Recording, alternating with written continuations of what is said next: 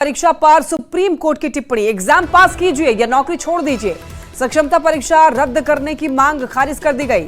शिक्षक संघों ने दी थी यह याचिका।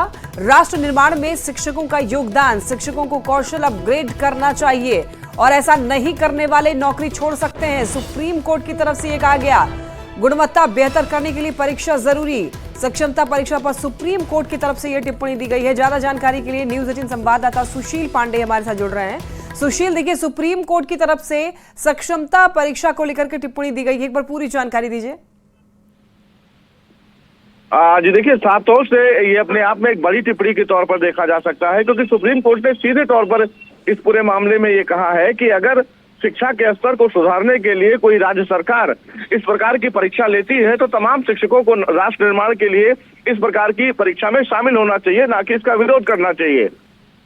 जस्टिस नागरत्ना जो इस पूरे मामले की सुनवाई कर रही थी, उन्होंने कहा है कि हमने शिक्षा के स्तर को ऐसे स्तर पर देखा है कि पोस्ट ग्रेजुएट के शिक्षक अगर उनसे हस्ताक्षर या उनसे लीव एप्लीकेशन भी लिखने के लिए कह दिया जाए तो वो नहीं लिख पाते हैं। तो ऐसे में शिक्षकों की दक्षता पर कोई भी राज्य सरकार इस प्रकार की परीक्षा लेती है तो हमें उसका समर्थन करना चाहिए। और जो शिक्षक इसका विरोध कर रहे हैं उनको या तो नौकरी से छोड़ देना चाहिए, क्योंकि अगर उनको अपनी कार्य क्षमता पर किसी भी तरीके का शक है तो वो इस परीक्षा से दूर भागेंगे।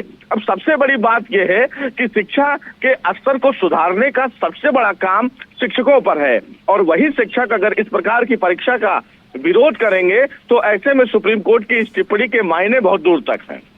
और सुशील, अब इसके बाद शिक्षक संघों के द्वारा क्या कुछ कहा गया है? जी, तमाम शिक्षक संघ जो फिलहाल सुप्रीम कोर्ट पहुंचे थे उनकी तरफ से कहा गया है कि अगर इस पूरे फैसले से वो संतुष्ट नहीं है, वो इस पूरे मामले में रिव्यू पिटीशन फाइल करेंगे। लेकिन सुप्रीम कोर्ट की ये टिप्पणी सीधे तौर पर शिक्षा के स्तर में सुधार को लेकर देखी जा रही है, तो उम्मीद बहुत कम है कि इस पूरे मामले पर रिव्यू पिटीशन फाइल किया जाएगा। लेकिन कहीं ना कहीं बिहार सरकार को इस पूरे मामले से कहीं ना कहीं एक बड़ी राहत जरूर हुई है।